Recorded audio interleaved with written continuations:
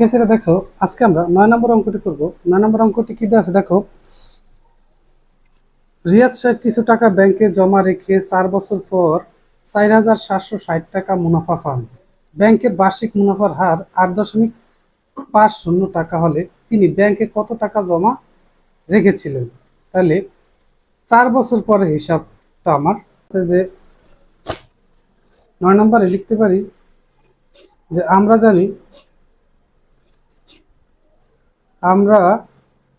জানি যে I equal C R N, এই সূত্রটা আমরা জানি, তাই না? তাহলে অতএব যেহেতু আমাকে আসলটা বের করতে বলছে যে মোট কত টাকা ব্যাংকে জমা রেখেছিলেন, হ্যাঁ, তাহলে আমি লিখতে পারি যে পি মানে প্রেজেন্ট ভ্যালু, এটাকে প্রথমে নিয়ে আসলাম, আর আইটা ইন্টারেস্ট এটা উপরে নিয়ে দিলাম, আর আর এর রেট, আর এন হচ্ছে কি টাইম মানে সময়। এটাকে আমি এভাবে লিখে দিতে পারি, আচ্ছা, এবার আমরা এই অনুযায়ী অঙ্ক করব। এবার একটু বাংলা আমরা করি। পিতে কি ধরো আসল, পিতে হচ্ছে আসল, আমি আসল লিখলাম ইকুয়াল, আইতে হচ্ছে কি ইন্টারেস্ট মানে মুনাফা, ইন্টারেস্ট অর্থাৎ কি মুনাফা, মুনাফা।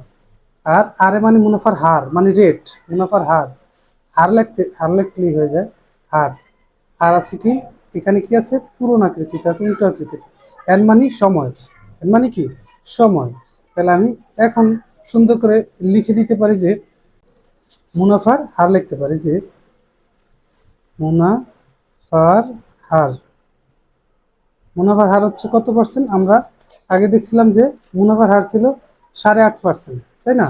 তাহলে আমি লিখতে পারি যে 8.5%, 8.50%। আচ্ছা, তারপর হচ্ছে কি ইকুয়াল, এবার হচ্ছে কি এই এই রেটটা কি করব আমরা শতকরা হিসাব করব, মুনাফার হারটা শতকরা হিসাব করব। তারপর নিচে হচ্ছে কত পার্সেন্ট মানে 100, আর উপরে 8.5। তাহলে আমি এখানে লিখতে পারি কি দেখো, এখানে তো 8.5, তাহলে এখানে পুরোটাই হবে 85, আর নিচে হবে কত এই 100, এই 100, আর পূরণ এখানে কত আছে 5 শূন্য, তাই না? তাহলে 5 শূন্যের শূন্যের শূন্য, আর একটা সংখ্যার জন্য একটা কত 1, তাহলে হয়ে গেল কত 10। এবার আমি লিখতে পারি যে 5 দুগুণে কত 10, আর 17 85, তাহলে এখানে পেলাম কত, এখানে হচ্ছে 2 200, আর উপর হচ্ছে 17। ওকে, আর এখানে জানি যে সময় ইকুয়াল কত 4 বছর। আচ্ছা, এবার আমার কাজটা হচ্ছে কি দেখো, এবার আসল নির্ণয় করবো আমরা কিভাবে। অতএব আসল, অতএব আসল, তাহলে আমার আসল কত ছিল? আসল ছিল 4,760 টাকা। আসল ছিল আমার 4,007, এই যে আসল ছিল কত মুনাফা। আচ্ছা, রিয়াজ সাহেব কিছু টাকা ব্যাংকে জমা রেখে 4 বছরের পর এত টাকা মুনাফা পান। ব্যাংকের বার্ষিক মুনাফার হার এত টাকা, তিনি ব্যাংকে কত টাকা জমা রেখেছিলেন? তাহলে 4,760 টাকা দিয়ে আমার কি করতে হবে অঙ্কটি বের করতে হবে। তাহলে এবার দিয়ে এটা দিয়ে, আর পেয়েছিলাম কত মুনাফার হার কত 17/200 পূরণ 4 বছর।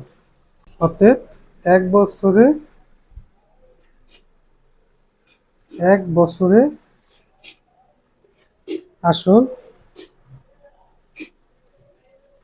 লিখতে পারি কত 4,760 টাকা পূরণ 200 টাকা, আর নিচে কত 17, আর পূরণ কত আছে 2, উল্টাই ফেললাম আমরা, আর এই 4 17 পূরণ এই 4। আচ্ছা, এবার আমি কাটাকাটি করব, 17 আর এটাকে দিয়ে 4 50, 4 1 4, 280-তে যায় 4,760। তাহলে আমি পেলাম কত, এটা দিয়ে যদি আমি এটা পূরণ দিই তাহলে আমার রেজাল্ট আসতেছে 14,000 টাকা। উত্তর, তিনি 14,000 টাকা ব্যাংকে জমা রাখলেন।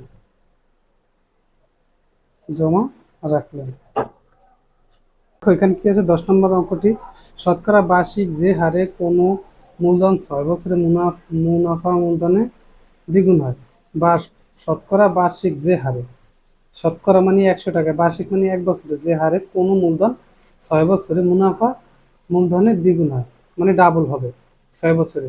তাহলে আমার যেহেতু দেওয়া নেই, তাহলে আমি ধরে নিতে হবে সেই হারে কত টাকা 4 বছরে মুনাফা মূলধনে 2,050 টাকা হবে, তাই না? তাহলে আমি লিখে নিতে পারি, যেহেতু কোনো মূলধন দেওয়া নাই, তাহলে আমি লিখে নিতে পারি যে 10 নম্বরে অঙ্কটি, তাহলে আমি মনে করি মূলধন সমান সমান পি, অতএব 6 বছরের মুনাফা মূলধন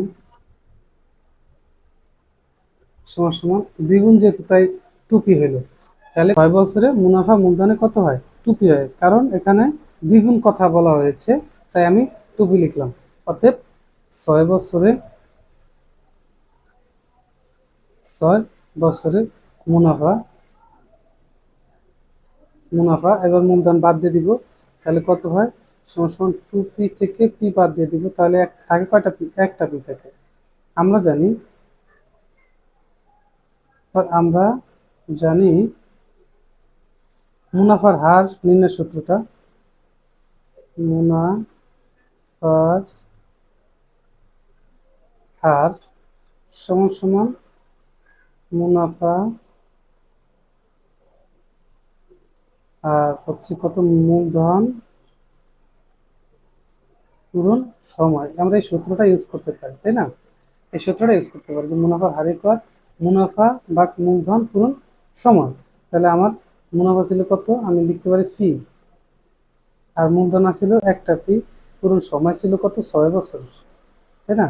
তাহলে আমি এই অঙ্কটা, এটা যদি কোনো সংখ্যার সাথে কোনো রাশি পূরণ করে, তাহলে ওই রাশিটি, ওই সংখ্যাটি হয়। তাহলে এখানে আমার কত হতে পারে? 6, আর উপরে পি একটা 1 ধরে নেওয়া যেতে পারে, 6-এর 1। মুনাফা সমান সমান মুনাফা সমান সমান মূলধন পূরণ মুনাফার হার পূরণ সময়। তাহলে মূলধন কত ছিল? মূলধন তো আগে ছিল আমার পি, মূলধন ছিল কি? পি ছিল।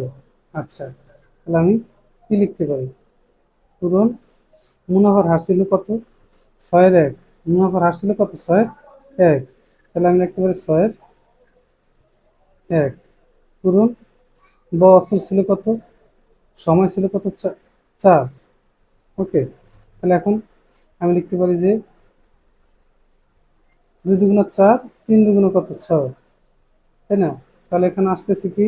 2-1-এ 2, তাহলে টুপি। তাহলে আমার উপরে আসে কত? টুপি, আর নিচে আসে, উপরে আছে টুপি, আর নিচে এই 3-3। ওকে, তাহলে প্রশ্ন মতে আমরা লিখতে পারি যে প্রশ্ন মতে যে পি প্লাস 2p ভাগ 3, তাই না? তাহলে এবার আমি করতে পারি, তো ইকুয়াল কত আছে আমার প্রশ্নে? 2050, তাই না? তাহলে এখন আমি কি করব? 3p কে 3p আর যোগ এই 2, তাহলে কত হয়? 5p। তাহলে আমি লিখতে পারি যে 5p আর নিচে কত? 3 ইকুয়াল 2050। এখন এখানে আমার সমগোত্রীয় রাশিগুলো এক করে ফেলতে হবে, আর কি করতে হবে? পাশাপাশি যেই সমগোত্রীয় রাশি হচ্ছে কত, যেমন এটা সংখ্যা, এটা সংখ্যা, আর এই পিটা হচ্ছে কি আলাদা একটা রাশি, এই আলাদা রাশিটাকে আমার আলাদা করে ফেলতে হবে। তাহলে এখানে কি করা যায়? 2050 পূরণ এই 3, আর নিচে নিয়ে আসলাম 5, তাই না? এই যদি আমি কাটা দিই 5 410 কত হয় 2050 হয়। আর যদি এই 410 পূরণ 3 যদি দিই তাহলে আমার আসে কত 1230। তাহলে অতএব অতএব কত 1200, অতএব 1230 টাকা 4 বছরে মুনাফা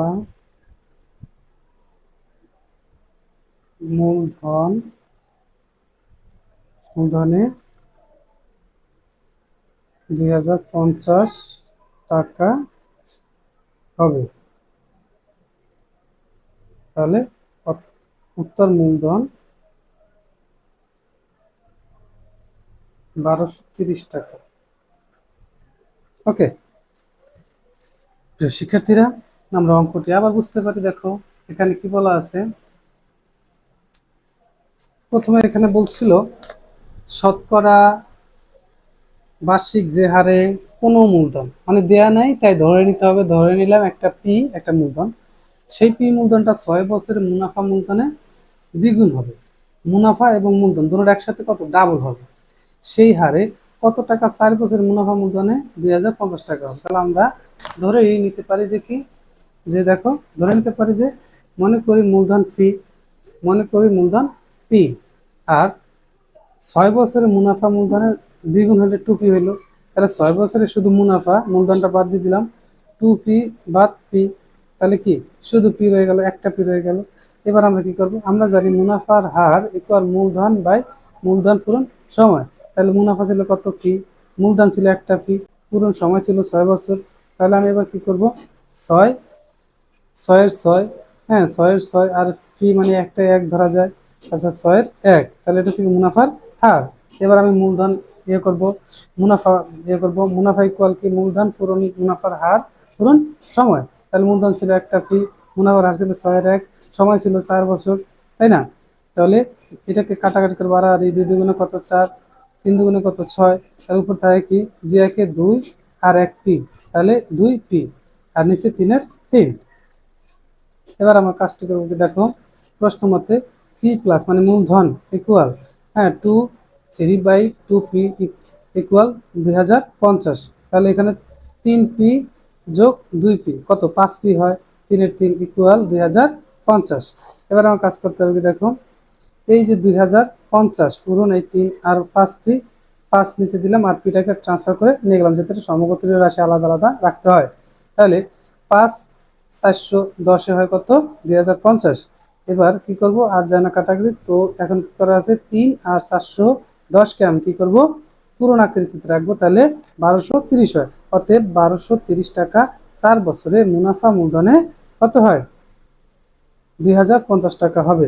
অতএব মূলধন কত 1230 টাকা।